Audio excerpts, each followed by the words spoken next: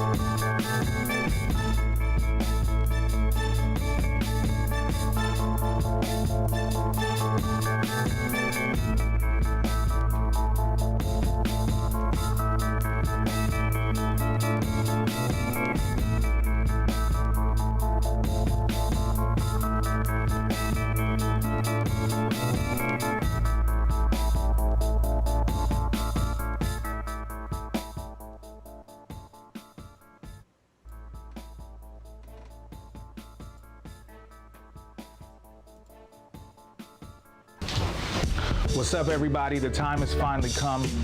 The vinyl reissue of Celestial Clockwork is now pre-ordering. It is double vinyl. Each piece of vinyl is a different color. So one gold, one is green. It also includes an additional song, the song Say the Word that a lot of you have been asking me for. So I put it on this piece of vinyl as a special edition. The song was only in small circulation of one of the original releases of Celestial when it went out to retail. So that is available on there. It's only 300 copies available, so get yours while they last. You can get it at illogic.bandcamp.com, and I look forward to you guys checking it out. It's gonna be really nice, and you know, it's something special, you know what I'm saying, for this classic piece of hip-hop history. So don't miss out. It's only 300 copies. Get yours at illogic.bandcamp.com. Peace.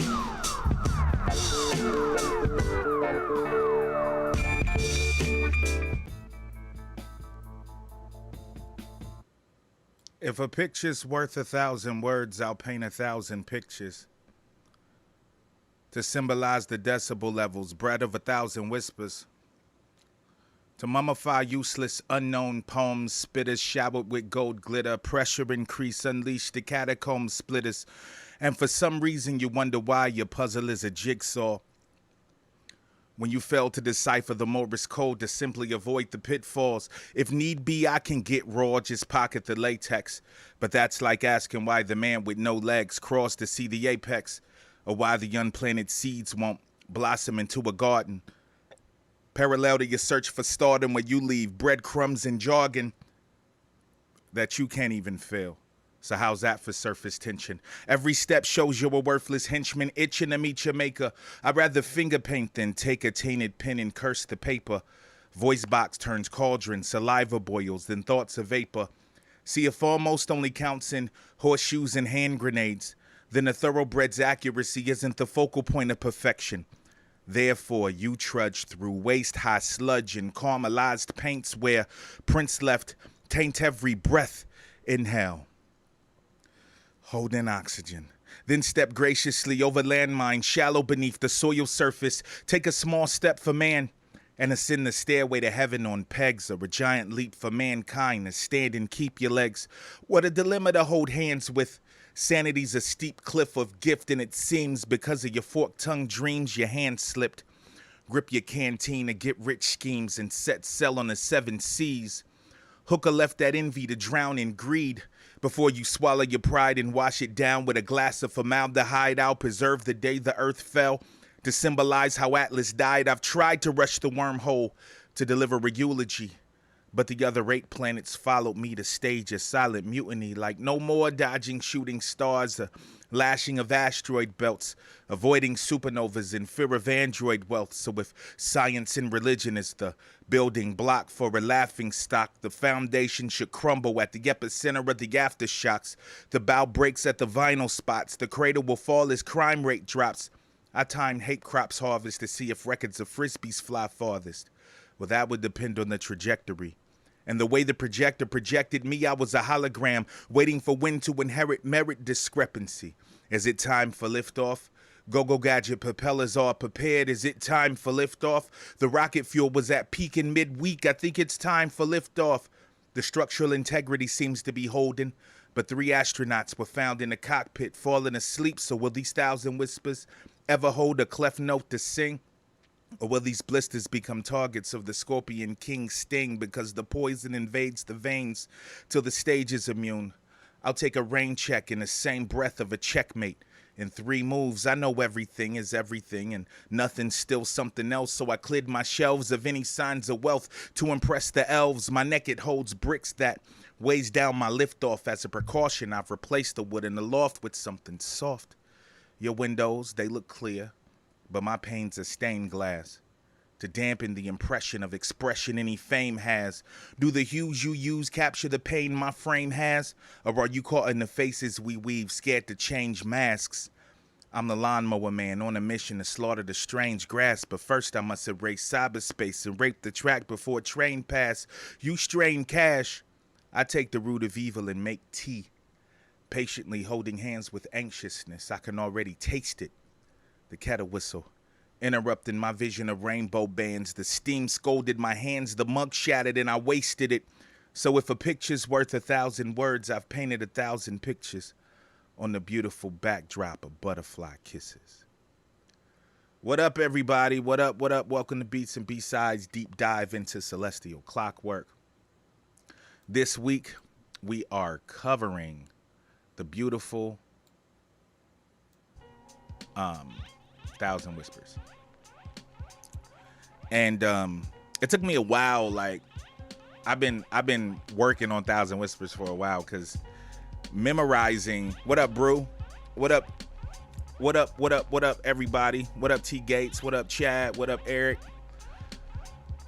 What up, M Still? What up? What up? What up? What up, everybody? But yeah, I've been working on like memorizing 1,000 Whispers for like a while, and it's one of those joints where there's so much going on and there's so much happening in the song that it takes time to get, you know, in the mode of reciting that. And I will have a special video that I'll be posting of the entire recitation of 1,000 Whispers, because I've never performed 1,000 Whispers a cappella ever. And it's because, you know, one of the highlights of 1,000 Whispers is the beat, you know what I'm saying? So, you know, like performing it live, if I did it a cappella, cats would like it, but you know, it's the beat that live performance. You know what I'm saying? So yeah, we here to break down Thousand Whispers, and this is one of those songs where I see a Thousand Whispers, and one of my let me backtrack a little bit. One of the things about my writing that I've discovered over the years is that a lot of times in the time of me writing it, especially a song like this, in the times of me writing it, I don't always completely understand everything that I'm writing, like what it means to me, in the mode, because I feel like a lot of times my pen is, taking over, and when I'm in that zone, I'm in that zone. And Thousand Whispers was one of those joints where, and I've told this story before, but when I was in college, I used to, I was in a creative writing class, and the beginning of the creative writing class, we always took the first 15, 20 minutes and just kind of just wrote, without, our teacher would tell us without the pen leaving the paper, you know what I mean? But, the concept of that is just kind of writing what you thought and kind of dumping, whatever is inside of you at that moment out. And I talked about this on an episode of the Super Duty Tough Work podcast when we talked about 10 writing hacks or 10 crazy things that, me and Print do as writers. And I still do this to this day. Every now and then, like, I'll sit down and I'll just take 10, 15 minutes and just write and just, not even think about what I'm writing, but just write. And Thousand Whispers was one of those exercises. And, of course, I went back and, did some structuring of it in order to fit it to a beat, and for it to be, for it to make some kind of sense to me. But, going back over, and I said this last week, going back over a lot of these songs, it's really cool to start to decipher a lot of this stuff and really understand, it puts me back into the places where I was when I wrote these songs, and it puts me back into the mindset where I wrote these songs. And a lot of times I find new things even in my own writing because of how I write, because I don't allow structure to overtake the process. I don't allow structure to overtake what my pen wants to say, what my mind is bleeding out at the moment.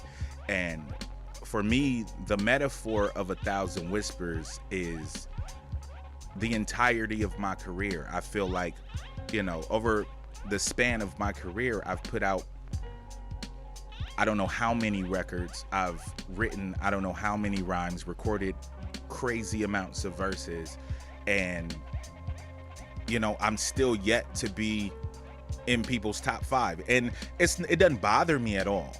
Like, if nobody was listening, I'd still be doing this. But my Thousand Whispers is every song that I've ever written. My Thousand Whispers is, every piece of art vocally that I've put out there for people to see and for people to hear. And the reason that it's whispers is because there's so few people that have grabbed a hold of, what I have to say and the message that I'm putting out there. And, for the few that have, I hope that the journey has been great for you. I hope that, I have imparted something special into your lives and giving you something, to hold on to, because the whole reason that I do music, the whole reason that I feel that I've been given this gift is to inspire, is to help people understand that they're not alone, is to help people understand that you are not the only one going through certain situations. You are not the only one that hates whack rappers. You are not the only one that is depressed. You are not the only one that, has this issue or that issue. Like, I think us as artists, our job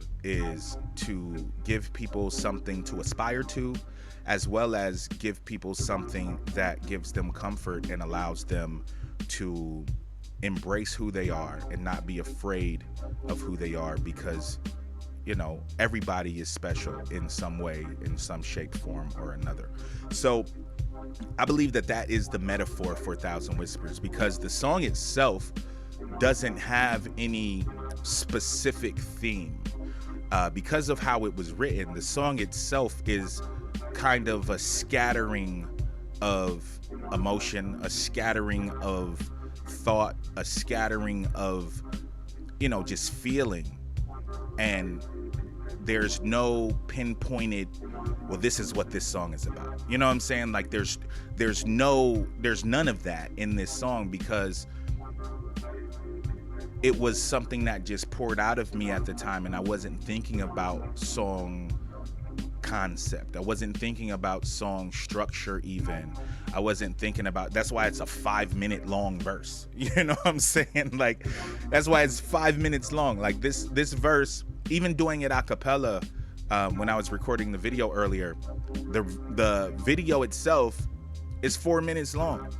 You know what I'm saying? And the fact that this was the one that really, you know, got people listening to me and, you know, opened people's ears to what I was doing was a shock to all of us. You know, me and Blueprint talk about this all the time. Like, as artists, we never choose what the people will like. You know, the people let us know what's good. The people let us know what resonates with them. And I would have never thought that this song, a song in this, you know, vein, would be the one that resonates. You know what I'm saying? So I do appreciate everyone that has supported me. I do appreciate everyone that loves this joint, because it's one of my favorites. Whenever I perform, I have to do this song. Whenever I perform, I have to do like Stop Lying. I have to do Got Lyrics. I have to do, there's certain songs that I have to do from my catalog. And for a long time, I was upset about that because, you know, I got new shit. You know what I'm saying? Like, as an MC and as an artist, you want people to hear the new shit. You want people to hear like how you've grown. But one thing that Blueprint always tells me is that, you know, it's a blessing to even have songs that people want to hear over and over and over and over and over again. You know, like, there's a lot of artists out there that wish they had a song that people wanted to hear when they went out there. They wish they had a song that people screamed out. You know what I'm saying? Like, if you didn't perform this song, people banned. You know what I mean? Like, there's something special about that. So I've grown to understand that, and I've grown to appreciate that, which is one of the reasons why the reissue is happening, because, you know, I understand that Celestial Clockwork is, you know, the album that everybody loves in my catalog, and I'm happy about that because it's a great record. It really allowed me to grow, and it really allowed me to change in some fashions. And it allowed me to wake up from a sleep that I had been in. The beginning of that wake up was I Wish He Would, not I Wish He Would Make Me, but Hate in a Puddle from Unforeseen, dealing with my depression. And, you know, the reason that this album is so dark, and the reason that the beats are kind of grim, even though they're good, they're really good, but they're very emotional and they're very subdued. And, you know, a lot of the song topics on here are very dark, and because at the time of my life, this is what I was going through. So I needed, you know, like I said last week, this music is my therapy. This is how I get my emotions out. This is how I get my thoughts out. This is how I heal, you know, other than prayer and my faith in God. But this is the gift that He's given me to heal. And this album was a big step in that healing process. So before we dive into the lyrics, I do want to play a couple things. Now, Thousand Whispers has gone through multiple incarnations. And when I originally recorded the song was not originally recorded to the beat that is on the album. The song was not originally recorded to, let me play the beat. So this beat was not the original beat. This beat was not the beat that I actually recorded the song to. This beat was switched up by Blueprint afterwards because it, you know, it didn't fit. The original didn't fit. So I'm going to give y'all a little taste of the original, just so you can hear what I actually recorded the song to. and, you know, hear the difference, and you'll see why the change was made. And not that the original beat is something bad, you know what I mean? But it was just something that didn't fit the record. So I'm gonna play you a little bit of the original, just the beginning, and just so you can hear, because when I wrote the song, I actually, well, when I recorded it, to this beat, to this original beat, the way that I was writing the beat was writing more, you know, playing with these flutes and a little bit of the drums. So this is the original 1,000 Whispers that I actually recorded to. And here we go. All right, so this is the original. You want to disrespect an officer of the law? I can help you solve the case. I can tell you who did it. Same intro. Oh, you're a joker, huh? You tell me jokes? I'm a rapper. Oh, you're a rapper. Oh, okay. You got a record contract? Not yet. You the clue for the bus. Show me some trust. Have you ever been to juvenile hall? I ain't fucking with you. Hey, watch the mouth. Watch it. Come on, man. Just watch. Watch. Pictures worth 1,000 words, I'll paint 1,000 pictures. If a picture's worth 1,000 words, I'll paint 1,000 pictures. If a picture's worth 1,000 words, I'll paint 1,000 pictures. If a picture's worth 1,000 words, I'll paint 1,000 pictures. If a picture's worth 1,000 words, I'll paint 1,000 pictures to symbolize the decibel levels, bred of 1,000 whispers, to mummify useless unknown poems, spit a shower with gold glitter, pressure increase, unleash the catacomb splitters. And for some reason you wonder why your puzzle is a jigsaw. When you fail to decipher the Morse code to simply avoid the pitfalls. If need be, I can get raw, just pocket the latex. But that's like asking why the man with no legs crawls to see the apex, or why the unplanted seeds won't blossom into a garden. Yeah, it does give it a different mood. Where you leave breadcrumbs and jargon that you can't even feel. So how's that for surface tension? Every step shows you're a worthless henchman itching to meet your maker. I'd rather finger paint than take a tainted pen and curse the paper. Voice box turns cauldron, saliva boils, then thoughts of vapor. See a foremost only counts in horseshoes and hand grenades. Then a thoroughbred's accuracy isn't the focal point of perfection. Therefore, you trudge through waist-high sludge and caramelized paints where prints left taint every breath in hell. Hold in oxygen, then step graciously over landmine shallow beneath the soil. Yeah, so that was the original. That was what I originally actually recorded the verse to. And, you know, it definitely gives it a different feel, but it just didn't fit what we were doing. It didn't fit what the album was doing. And so we ended up, you know, changing it up. And, of course, you know, when we actually got a deal and we got distribution, in order to get the album into Best Buy, in order to get the album into all of the stores, our distributor did not want us to put out the version, you know, the version that actually ended up on the album, which was this version. You know, this version, because it's a famous sample, you know, they did not want to have this and have to deal with possible, you know, getting hit with the whole clearance thing. So because of that, we ended up having to change the song again. And so a lot of you that actually bought 1,000 Whispers in a store had a different version of the song. And the other version of the song, I'll play you that as well. And I'll play a little bit of that. And this was the version that was released on CD when it was in mass release. And yeah, this was the third version, the third incarnation of 1,000 Whispers. You got a record contract? Not yet. You the clue for the bus. Show me This some is the one a lot of people Have you ever probably been to heard juvenile first. hall? I ain't fucking with you. Hey, watch the mouth. Watch it. Come on, man. Just watch.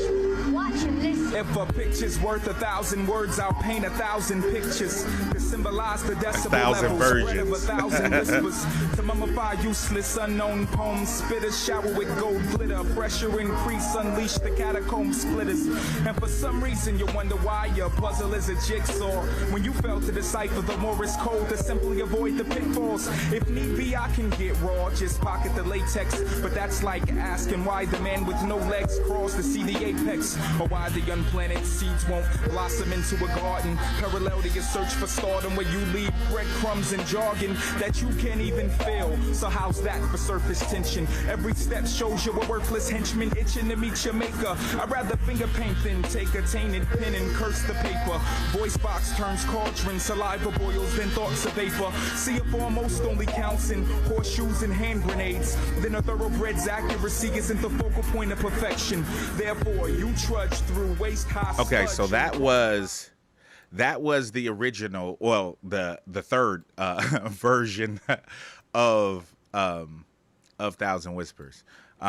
Unfortunately, it's really not available anywhere for purchase, and I've been contemplating on, because I have the reissue coming out that has Say the Word on it, which was the version of Celestial Clockwork that was released, you know, in Best Buys and media plays and all that back then. That version had Say the Word on it that has that version of Thousand Whispers on it. And I've been contemplating on doing another, you know, if maybe in 5-10 years, or sooner, but doing another reissue of the vinyl to where the vinyl will be different colors and it'll have like some different extras on it. I just couldn't fit everything on this one piece. So, but yeah, Thousand Whispers went through multiple incarnations of the song.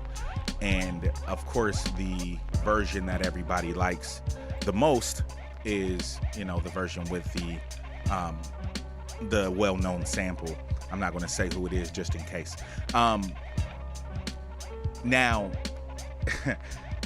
unfortunately, the version that I just played, that's my least favorite. And the reason that it's my least favorite is because if you listen to it, I'm off beat in certain places because I didn't do the song to, you know, I didn't record the song to that beat. And just fortunately, the song with the actual, you know, the version that was released, you know, with the popular sample on it, Print made that work. You know, if you hear the original, you know, everything is really clean, and also on the version with the popular sample that I keep saying. But that version, the last version, because it was something that Print had to do really quick. It's not completely on beat. Like there's parts where I go off beat because of how I'm rhyming, and it just didn't work for me. And I always hated that version. I was never, it was one of those situations where Print made a OG call, to where, you know, we wanted this record to get out. He made that move. And, you know, it was something that had to happen, but I was always unhappy with that version of the song. So, all right, so let's move on to, you know, breaking down these lyrics. Now, as I said, a lot of these lyrics are going to be, you know, they're more scattered thoughts. They're not necessarily complete, you know, one complete piece. So let's start out. Picture's worth 1,000 words, I'll paint 1,000. If a picture's worth 1,000 words, I'll paint 1,000 pictures. I think that's self-explanatory. You know what I'm saying? I think people kind of get that. If a picture's worth 1,000 words, I'll paint 1,000 pictures to symbolize the decibel levels bred of 1,000 whispers. To mummify useless, unknown poems spitters, shower with gold glitter, pressure increase, unleash the catacomb splitters. So with this beginning, opening up, you know, if a picture's worth 1,000 words, I'll paint 1,000 pictures. If a picture's worth 1,000 words, I'll paint 1,000 pictures. I'm going to give you everything that I can. I'm going to give you everything lyrically that I can. And I'm going to do it in a way that is not only audible, but also visual. If a picture's worth 1,000 words, I'll paint 1,000 pictures. To symbolize the decibel levels bred of 1,000 whispers. To mummify useless, unknown poem spitters, showered with gold glitter. Now, to mummify useless, unknown poem spitters, I mean, that's pretty self-explanatory. I'm basically talking about whack MCs, showered with gold glitter, the ones that are signed, the ones in the industry, you know, the ones that everybody touts, the ones that are whack, and they shouldn't be touted the way that they are, but they are. Showered with gold glitter, the pressure increase, unleash the catacomb splitters. So a catacomb is an underground tomb. And, you know, when you open the tomb, the body is revealed. Now, in this case of, you know, I'm taking poetic license and basically saying that the pressure increase of what I'm gonna do to the industry is gonna split open the underground and raise the dead, basically. Because back then, you know, we had our own counterculture, we had our own thing going, and it wasn't cool to be a backpack rapper. It wasn't cool. You know what I'm saying? People looked at us like we were, you know, we wasn't really doing it, even though, and we developed our own shit, you know, under that. So, unleash the catacomb splitters. And for some reason, you wonder why your puzzle is a jigsaw. For some reason, you wonder why your life is complicated. For some reason, you wonder why things are crazy. For some reason, you wonder why you can't, you know, succeed. For some reason, you wonder why your puzzle is a jigsaw. When you fail to decipher the Morse code to simply avoid the pitfalls, you fail to listen to the advice that the people around you are giving. You fail to watch the examples of everybody else that has gone before you in order to avoid the pitfalls, in order to avoid, you know, the dangers that come, to avoid the pitfalls. If need be, I can get raw and just pocket the latex. But that's like asking why the homeless man, or that's like asking why the man with no legs crawls to see the apex. I can do what y'all do if I want it, you know. But what's the purpose? You know what I'm saying? Like I'm going for a deeper purpose. I'm doing this for I have a higher calling, I feel. And it's easy to, you know, I can get raw, I can just do what y'all do and take off the, you know, and not do what I'm called to do, not be the artist that I'm supposed to be. But what's the purpose in that, you know? But that's like asking why the man with no legs crawls to see the apex, or why the unplanted seeds won't blossom into a garden. Parallel to your search for stardom, where you leave breadcrumbs and jargon that you can't even feel. You want people to follow you. You leaving breadcrumbs. You want people to follow you. But the shit that you say, you don't even like it. You don't even really agree with the shit that you're saying. You don't even really embody the person that you're putting out there. But you leaving breadcrumbs. You want people to follow you. You know what I'm saying? Like I think that's crazy. And a lot of that was going on back then, and a lot of it's still going on now, I think. How's that for surface tension? Every step shows you're a worthless henchman itching to meet your maker. I'd rather finger paint than take a tainted pen and curse the paper. Voice box turns cauldron, saliva boils, then thoughts of vapor. I'd rather not use my tools at all than use my tools for bad. You know, I'd rather not do it than do it in a way that's going to be detrimental to the people that I affect, the people that I touch. I'd rather not do it. I'd rather finger paint than take a tainted pen and curse the paper. Voice box turns cauldron, saliva boils, then thoughts of vapor. See, if almost only counts in horseshoes and hand grenades, then a thoroughbred's accuracy isn't the focal point of perfection. Therefore, you trudge through waist-high sludge and caramelized paints where prints left taint every breath. Inhale. So, voice box turns cauldron, saliva boils, and thoughts of vapor. See, if almost only counts in horseshoes and hand grenades, I don't know if anybody has ever heard that saying, almost only counts in horseshoes and hand grenades. The reason that saying is what it is because, you know, a grenade, you throw a grenade, you don't have to necessarily hit your target all the time. You know, you in horseshoes, you get points for getting close to the target. If almost only counts in horseshoes and hand grenades, then a thoroughbred's accuracy isn't the focal point of perfection. The way that they tout and promote all of these people that they say are the best and are the ones that are worthy of the $1 million record deals, it's not really about that. It's not really about that. I'd rather finger paint than take a tainted pen and curse the paper. Voice box turns cauldron, saliva boils, then thoughts are vapor. See, if almost only counts in horseshoes and hand grenades, then a thoroughbred's accuracy isn't the focal point of perfection. Therefore, you trudge through waist-high sludge and caramelized paints where prints left taint every breath. So, because it's not the focal point of perfection, because you being the best and you being touted as one of the guys that, you know, everybody should be looking up to, because you are not the focus, because you're not the one that really is here to show us the way,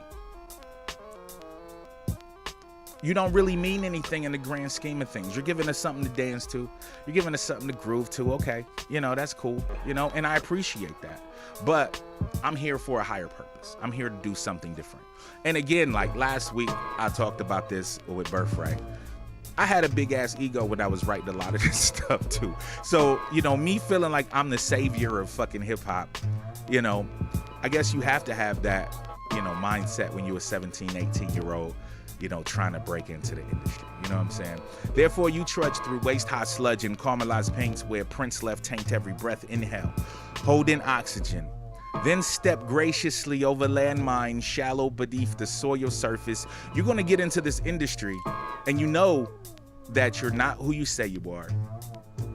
And you have to tiptoe around shit because there's landmines all around you. If you step in the wrong direction, not knowing who you are and not being confident in who you are and what you have to give to the people, then there's so high of a chance that you're gonna step on a landmine, that something is gonna derail your career. Step graciously over landmines shallow beneath the soil surface. Take a small step for man and ascend the stairway to heaven on pegs. So take a small step and hit one of them landmines, and you're gonna lose your legs. You're gonna lose your career. You're not gonna be moving where you're supposed to move because you're not doing it for the right reasons in the first place. Or take a small leap for mankind, and ascend the stairway to heaven on pegs. Or take a giant leap for mankind to stand and keep your legs. So either you're gonna take that small step just to make it in the industry, just to make your little money, instead of doing something that takes us further, instead of doing something that elevates us.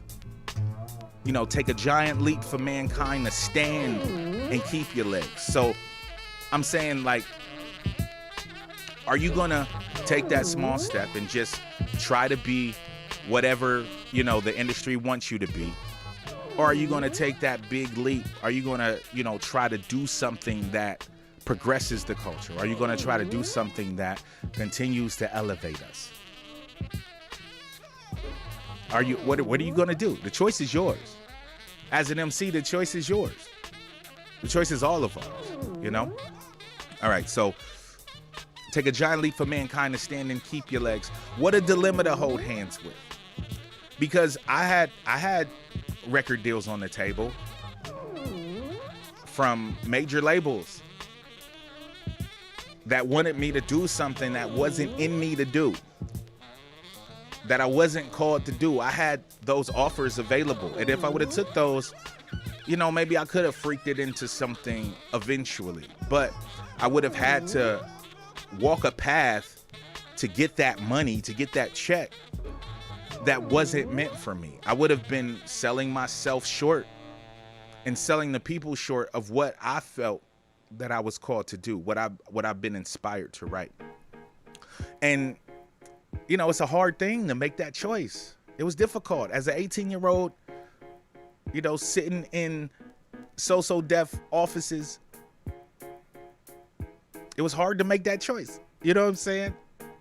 But I made the choice, and me and my partner at the time made that choice to not go that route and really be true to, what we were doing. So, what a dilemma to hold hands with. Sanity's a steep cliff of gift, and it seems because of your forked-tongued dreams, your hand slip. Because the things that you're shooting for are not in line with what's right, you're not going to be able to hold on. You're not going to be able to hold on. It's important that as artists, we go into this with a pure heart. Now, a lot of artists start out that way, and they get tainted by the money. And it's unfortunate, but it happens.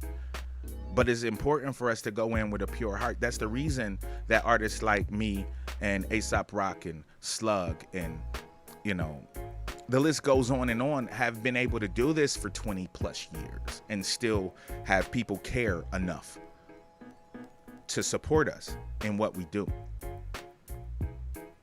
So it seems because of your forked-tongued dreams, your hand slipped. Grip your canteen of get-rich schemes and set sail on the 7 seas.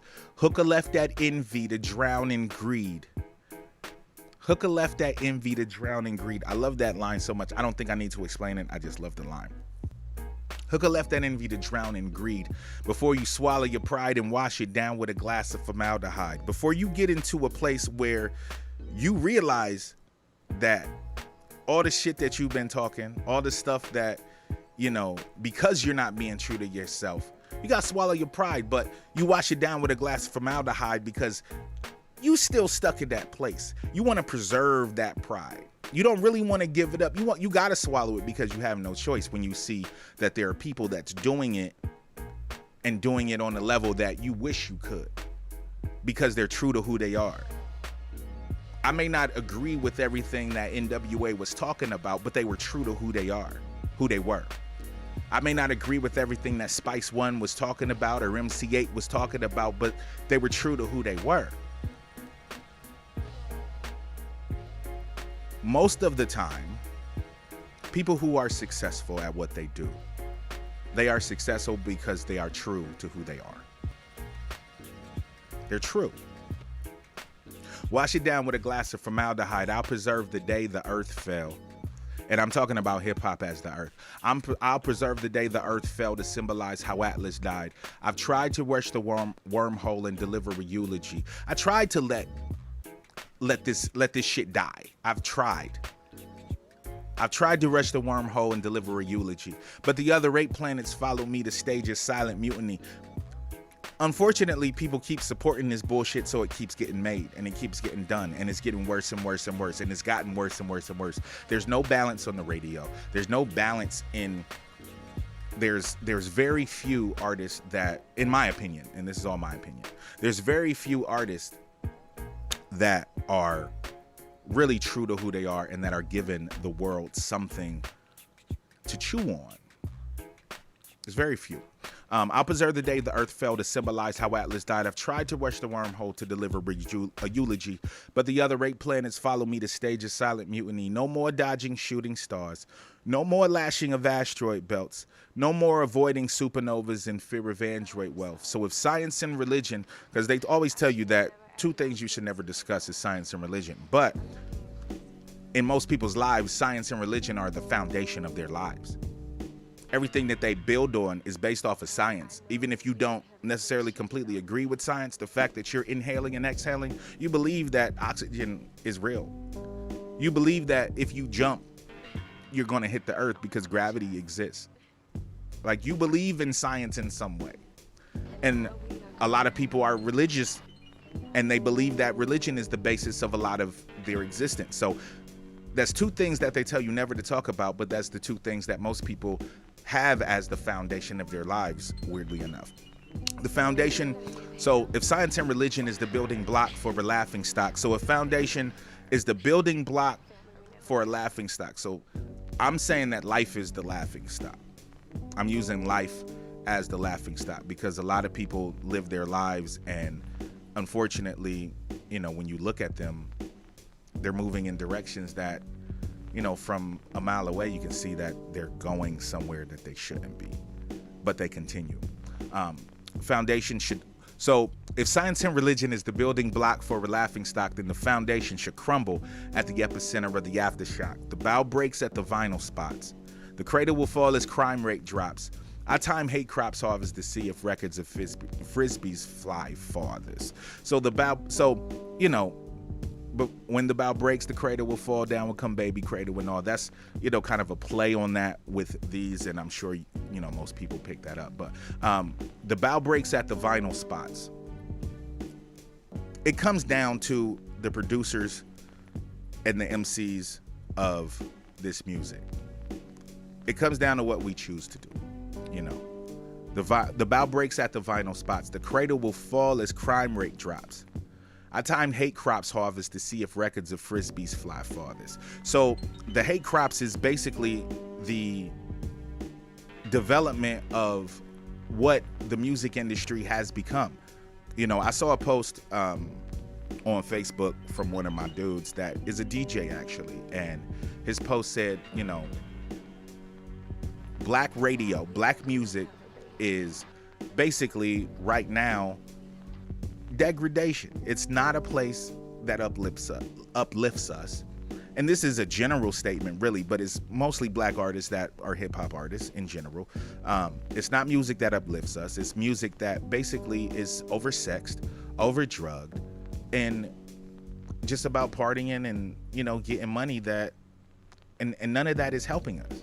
None of that is helping us. The cradle will fall as crime rate drops. I time hate crops harvest to see if records of frisbees fly farthest. That would depend on the trajectory.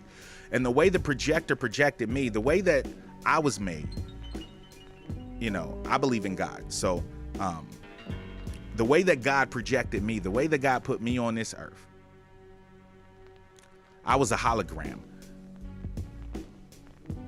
So I'm something that exists in a form, but that the regular world is not paying attention to and is not seeing. And, it's to a point that, sometimes they look right through me. But I'm okay with that because I know that I'm here for a purpose, and I believe that my purpose will ultimately put me in the place where I'm supposed to be.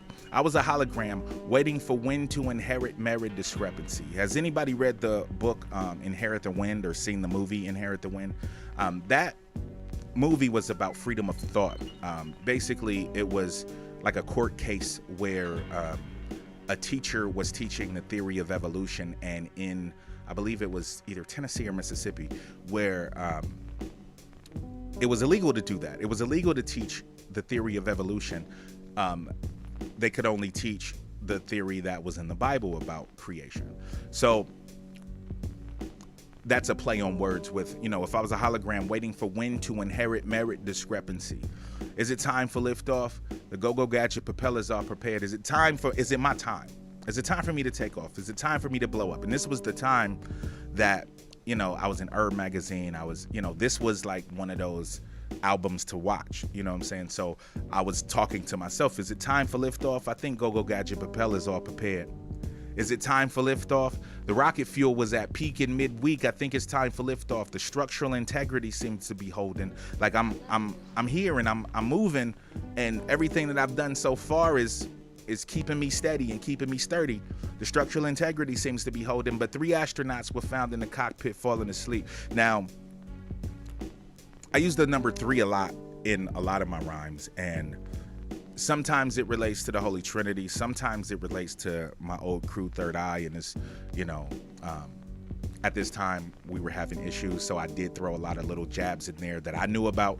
Print didn't even know about a lot of the little things that I wrote about meant necessarily. But 3 astronauts were found in the cockpit falling asleep. I was talking about at the time, and I don't have a problem with any of these dudes now. We're all cool, actually. They make really good music now.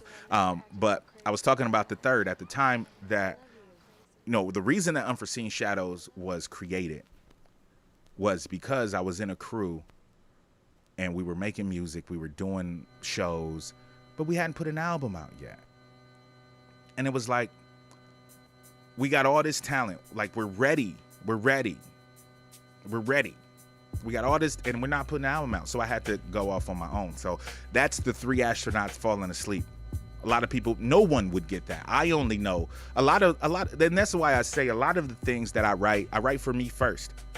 You know, like I understand more of what I'm saying and what I'm trying to get across than anybody will. And I love that my lyrics can be interpreted differently by different people. And I just wanted to do these breakdowns and these deep dives because I think it's cool. I don't think anyone's ever really done anything like this. And I think it's cool for you guys to see how the artist, you know, means what they're saying and what they think about what they're saying. And you can still have your opinions about what they say. That's the beauty of art. You know, it's up to the listener, it's up to the person who views it. But nobody would ever know that, you know, and that's why, you know, stuff like this is pretty cool. So 3 astronauts were found in a cockpit falling asleep. So will these thousand whispers ever hold a clef note to sing? Now there are, I think, 3 different types of clef notes. I used to play saxophone. There are 3 different types of clef notes. The clef note is the symbol in the beginning of a musical scale that tells you, I believe it tells you what key, or, you know, if it's going to be a major or minor scale. And so will these thousand whispers ever hold a clef note to sing? Will these thousand whispers ever put the industry in key? You know what I'm saying? Will these thousand whispers ever really put people on notice to, you know, what's going on in my musical career and what's going on in the underground at the time? And this was 2004. You know, well, I wrote this in like 2002, maybe earlier than that, like 2000. Actually, a lot of this was written like 99, 2000, right after Unforeseen. Because remember, this was actually supposed to be the second album, not Got Lyrics. Got Lyrics was actually written after all of Celestial Clockwork. So, yeah. Structural integrity seems to be holding, but 3 astronauts were found in a cockpit falling asleep. So will these thousand whispers ever hold a clef note to sing, or will these blisters become targets of the Scorpion King sting? Will these hardships that I'm having, because it was hard for us. It was hard for us to really build, you know, it was a lot of work to get where we even got, you know. It was hard. So will these blisters become targets of the Scorpion King sting? Will these blisters become targets of what's evil, or what I consider not good in the world? Will they become targets? Will the pain and the hardships that I'm running through become targets of the Scorpion King sting? The Scorpion King was an evil king. I think it was fictitious. From either he was fictitious from the movie, or there was actually a king. I'm not sure off the top of my head. But Scorpion King Scorpion King sting, because the poison invades the veins till the stage is immune. Because the evil shit that they do to us, the evil shit that they give us, the bad shit that they give us on the radio, the bad shit that they give us in the industry, it invades the veins till the stage is immune. It invades us until we are desensitized to what they're giving us. Right now, we are so desensitized to violence. We are so desensitized to everything that a lot of shit gets a pass. And it's unfortunate. A lot of shit gets a pass, and it's unfortunate. Yeah. Because the poison invades the veins till the stage is immune. I'll take a rain check in the same breath of a checkmate in 3 moves. And that 3 is relating to the Holy Trinity. That 3 is relating to the Father, Son, and Holy Ghost.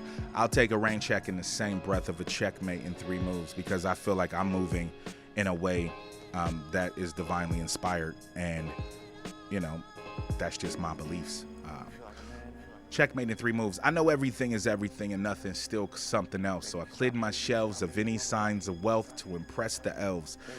This was a line where I was kind of looking in the mirror at myself about, you know, some of the things that I was railing against and some of the things that I was for. And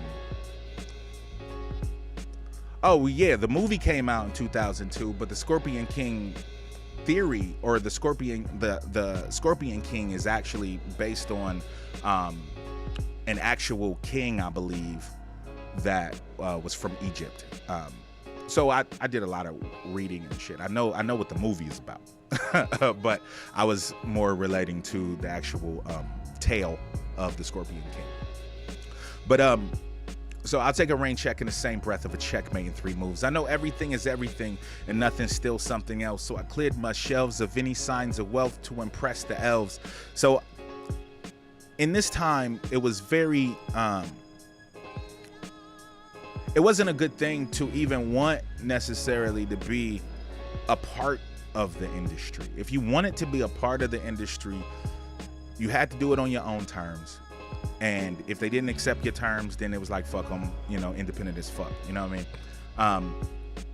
And in some ways, some artists got trapped in that because a lot of us wanted to be signed by majors. A lot of us wanted to, you know, have that prestige on some real shit. You know what I'm saying? Because we wanted our music, but we didn't want to compromise who we were in order to get it, but we wanted it, you know? And sometimes it was something that you didn't necessarily talk about.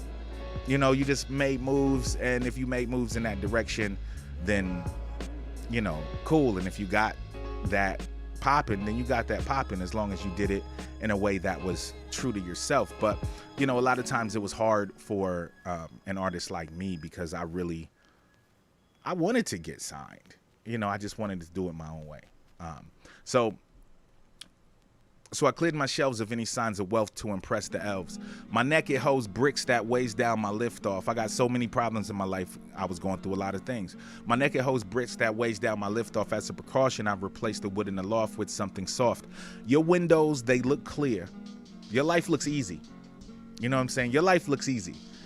But my windows are stained glass. Sometimes it's hard for me to make it through. Sometimes it's hard for me to see where I'm going.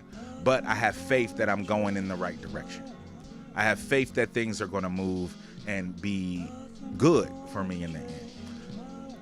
Your windows look clear, but my panes are stained glass to dampen the impression of expression any fame has. Do the hues you use capture the pain my frame has? Or are you caught in the faces we weave, scared to change masks? I did a song on Right to Death 1. It was actually a poem that I wrote before even putting out Right to Death 1, and it was a poem that I wrote. I wrote a lot more poetry back then, and it was a poem I wrote called The Faces We Weave. And The Faces We Weave was really about how we change who we are depending on who we're in front of. You know, are you caught in the faces we weave, scared to change masks? And are you scared to develop who you actually are and get rid of the mask altogether? You know, scared to change masks. I'm the lawnmower man on a mission to slaughter the strange grass. First, I must erase cyberspace and rape the track before a train pass. So, you know, lawnmower man on a mission to slaughter the strange grass. The strange grass was whack MCs. The strange grass was the industry. You know, like that was just a little something. I erase cyberspace and rape the track before a train pass. You strain cash while I take the root of evil and make tea. So you worried about money. All you worried about is money. And the Bible says the love of money is the root of all evil. So I take the root of evil and bake tea. I take the root of evil and turn it into something that's going to edify me. I take money and utilize it in a way that is beneficial for me and my family and the people around me. It's my focus. It's not my focus. It's not my focus. You strain cash. You strain to get that money. You strain to get it. That's all you're looking for. That's all you're looking for. While I take the root of evil and make tea, I create something out of that, as opposed to just wanting that in itself. Patiently holding hands with anxiousness.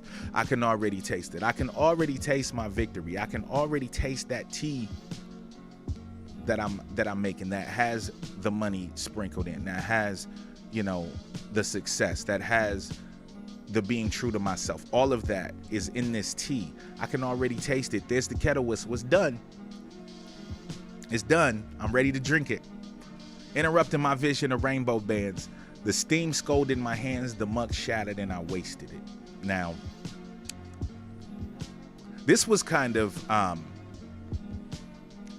this is crazy. This is crazy to say, I don't know what that was. This is crazy to, you know, when I was going over this and thinking about this part of the song right here, I feel like I was telling my own future in a weird way. Because I'm talking about having this tea. I'm talking about having all these things and all this success. And this was a time where I was really down about my life, and it was a time that I was really down about my future, and it was a time that I was really down about things. Even though as an MC I felt like I was up here, as a person I still felt like I had a long way to go. And this ending is more talking about all of this stuff that I've built up, these 1,000 whispers that I've been building. At some point in my life, I'm gonna fuck it up.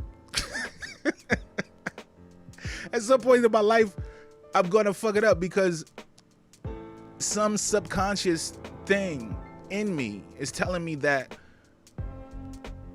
if I don't change some things, then it's not gonna be for me either. I'm doing all of this talking about people that aren't walking how they're supposed to walk, and that their careers are short-lived, and that their, you know, the things that they want are short-lived. But at the same time, if I don't get my shit on track, I'm gonna waste my tea. I'm gonna waste all of the shit that I put into this if I don't do what I'm supposed to do and get where I'm supposed to get and act how I'm supposed to act in the eyes of myself and in the eyes of the world. And the crazy thing about it is I did fumble. I did, because I'm human. You know, there was a lot of things in my life during this time and after this time where I had to make decisions. A lot of people may not know, but after Celestial Clockwork came out, I took a 5-year hiatus. I went on one tour and I didn't go on another tour. I didn't promote this album anymore, even though like this was the pinnacle of my career at the time. Like I had, you know, like I said before, I had booking agents ready to sign me, people wanting me to go on tours, like the album was doing well, all of that stuff. And I chose my family because I was being neglectful as a father and a husband. I was not walking the path that I was supposed to be walking. And I wasted my tea. And because I wasted my tea, I felt like at the time I needed to take a break because I wasn't deserving of what I had in my career, because I wasn't using it correctly. I was getting drunk all the time. I was getting high all the time. I was doing a lot of shit that I shouldn't have been doing. And this album was going to take me to another level. And if I was already doing shit I wasn't supposed to be doing, I had a little eye into what my career could be. You know, when I was 18 years old, talking about possibly getting signed and things, you know, I was with the Third, and, you know, Rashad, who was our producer at the time, he, you know, was in talks with, well, actually, he was on Mace's label, All Out, when Mace had a label. And, you know, we got invited because we were his crew and he was, you know, part of that functioning label. We got invited to Jermaine Dupri's birthday party in 1998. So as an 18-year-old, and this was when we were supposed to have that meeting about Soul Cypher, which was me and Rashad's group getting signed to So Def, possibly, or All Out. And I went to Jermaine Dupri's birthday party at 18 years old. So I was hanging out. I met Grant Hill. I danced with the Brat.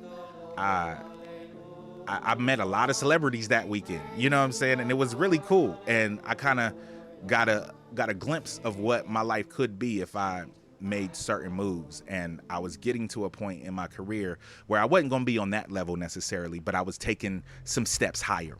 And I actually wasn't ready for it.